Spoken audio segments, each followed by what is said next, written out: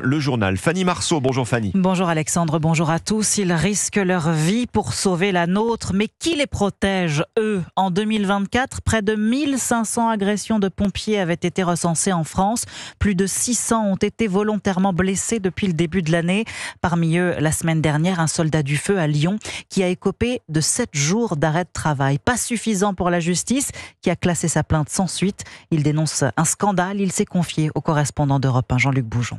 C'était une nuit de la semaine dernière. Un équipage de 3 pompiers intervient sur une rixe dans le quartier de la Duchère.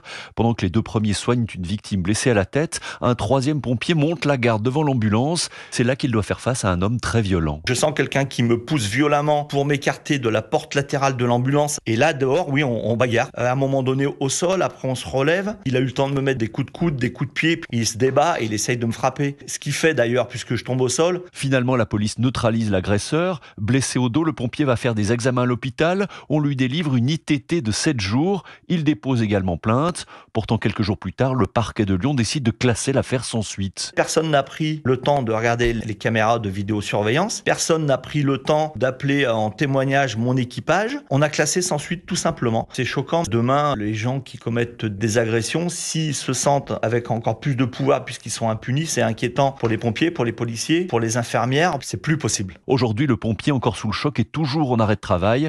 Son avocat va utiliser toutes les voies de recours afin que la plainte soit enfin prise en compte. Lyon, Jean-Luc Boujon, Europe.